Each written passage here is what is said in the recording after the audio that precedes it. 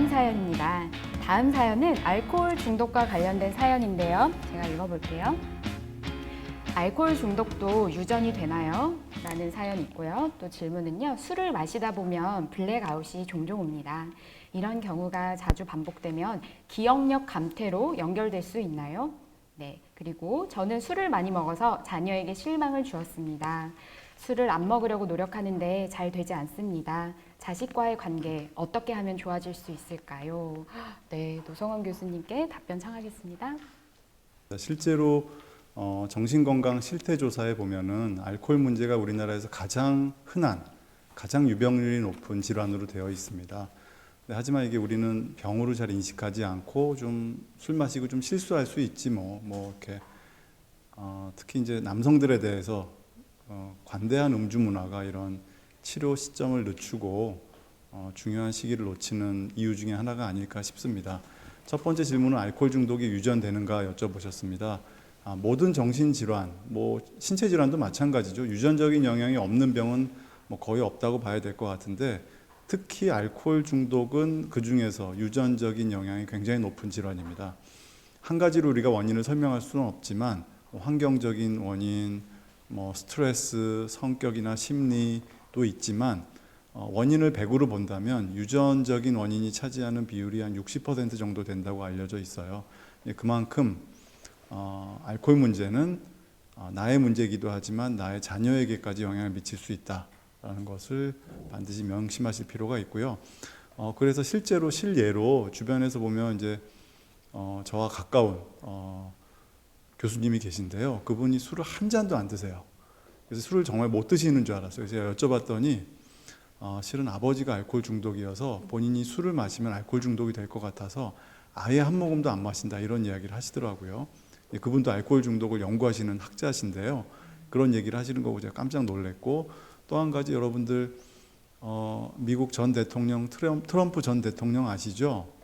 트럼프 전 대통령 술 전혀 안 마시거든요. 이런 그 연회 자리에서도 항상 콜라를 마시는 걸로 알려져 있고 와인 한 잔도 안 마시고 술 안 마십니다. 혹시 왜 그런 줄 아세요? 트럼프 전 대통령의 형이 알코올 중독 환자세요. 그래서 본인도 술을 마시면 알코올 중독이 될 가능성이 높다는 걸 이미 인지하고 아예 술을 안 마시는 걸로 질병을 예방한다라고 알려져 있습니다. 그만큼 유전적인 경향이 굉장히 높은 병이다라고 이해하시면 될 것 같습니다. 두 번째 질문은 이제 술 마시다 보면 블랙아웃이 자주 되는데 기억력 감퇴나 나중에 이제 치매 같은 것으로 이어지지 않을까 걱정을 하셨는데요. 안타깝게도 걱정하신 대로입니다. 술을 마시고 필름이 끊긴다는 것은 뇌에 있는 이쪽 양쪽 측두엽, 우리 귀 안쪽에 있는 양쪽 측두엽에 이제 기억 중추라고 하는 부위가 해마라고 하는 부위가 있거든요. 그곳에서는 어떤 작용을 하냐면 우리가 경험한 일들을 등록시킵니다. 등록을 해놨다가 뇌 곳곳에 저장시켰다가 다시 우리가 인출을 해서 쓰는 게 기억이라는 기능 과정인데 등록이 안 됩니다. 그래서 내가 어떤 말을 하고 어떤 이야기를 하고 집에 어떻게 갔는지 평소처럼 대화 다 하고 집에 잘 갔거든요. 근데 기억이 안 나는 거는 등록이 안 돼서 그런 거예요. 이게 이제 기억 중추가 알코올이라는 신경 독소에 의해서 마비됐다는 뜻이고 알코올 중독의 첫 번째 사인으로 알려져 있어요. 그래서 우리가 술 많이 먹으면 필름 끊길 수 있지 이렇게 쉽게 생각하는데 아닙니다. 알코올 중독의 첫 번째 신호니까 굉장히 위중하게 받아들이셔야 되고 기억 중추가 손상됐다는 뜻이기도 하고 반복이 되면은 당연히 기억력 문제가 생기고 알코올성 치매까지 진행될 수 있기 때문에 굉장히 위중한 증상이다, 위험 신호다라고 받아들이시는 게 좋겠습니다. 마지막 질문은 이제 술을 많이 먹어서 자녀들한테 실망을 주신 분인데요. 이미 음주 문제가 좀 있으신 것 같습니다. 가족들이 걱정을 할 만큼 내가 술을 마신다는 거는 알코올 중독의 여러 가지 진단 기준이 있지만 주변 사람들이 내 음주를 걱정한다는 것만으로도 저는 알코올 중독 문제가 있다고 충분히 판단하는 근거가 될 수 있다고 생각합니다. 그래서 자식과의 관계에 이제 왜냐하면 그동안 술 먹고 걱정 끼치고 실수하고 많은 것을 잃어버렸기 때문에 가족들한테 미안해서 수많은 다짐, 각서 이런 거를 쓰셨을지 모르겠어요. 근데 결코 알코올 중독은 의지의 문제가 아니라 뇌의 반복성, 재발성 뇌질환이기 때문에 의지로 되지 않습니다. 질병이라는 걸 차라리 빨리 인정하시고 치료를 받으시는 게 가족들의 관계가 오히려 좋아지게 하는 가장 지름길인 것 같아요. 예를 들면 알코올 중독 치료에 있어서 우리 이제 12단계 치료라는 게 있거든요. 12단계 치료에서 1단계가 뭐냐? 나는 술 앞에서 무력함을 인정한답니다. 다시 말하면 내가 음주라는 행동을 조절할 수 없다는 것을 인정하는 게 치료의 첫걸음인 것처럼 스스로 문제가 있다면 전문가를 빨리 만나서 단주를 위한 치료를 하는 것. 왜냐하면 조절 능력 자체에 문제가 생기기 때문에 내가 술을 줄여서 마시겠다, 적게 마시겠다, 자주 안 마시고 일주일에 한두 번만 마시겠다, 이런 다짐 자체가 사실 계속 거짓말이 반복이 되는 거거든요. 스스로 조절이 안 되는 문제가 바로 알코올 중독의 핵심 증상이기 때문에 반드시 치료를 받으셔서 단주에 성공하시는 것이 저는 유일하게 본인의 인생, 또 가족과의 관계, 행복을 되찾는 데 가장 중요한 지름길이라고 생각합니다. 저희가 생각할 때 저도 예전에 병원에 있을 때 이게 걸어다니는 우리나라는 술이 문화적으로 되게 많은 영향을 미치는데 이게 약간 하나 술 못 먹으면 약간 사회생활이 안 된다. 이렇게 이 개념 자체가 그러니까 자신이 술을 어떻게 생각하느냐가 가장 중요합니다. 옆에 사람들도 많이 불안하고 두렵지만 나 자신이 술을 뭘로 보는가. 그러니까 이게 먹어도 된다.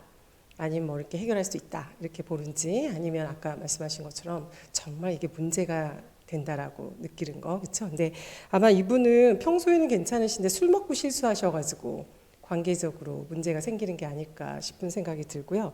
그리고 자식과의 관계에서도 이미 신뢰가 깨지셨겠죠. 뭔가 약속을 계속했고 그렇지만 그걸 지키지 못하는 나. 그 스스로도 이제 많이 힘드실 텐데 자녀들도 또 나를 신뢰하지 않으면 또 거기서 이제 더 좌절감이 느껴지시고 이러실 것 같아요. 저는 이럴 때 사실은 심리나 심리치료에서는 가장 중요한 단어가 정직성입니다. 정직성은 뭐냐면 실수했고 그 다음에 이제 솔직히 말하면 아직 전문가 치료를 안 받고 있다면 진짜 끊고 싶지만 내가 그걸 진짜 완전히 끊을 수 있는지 잘 모르겠다.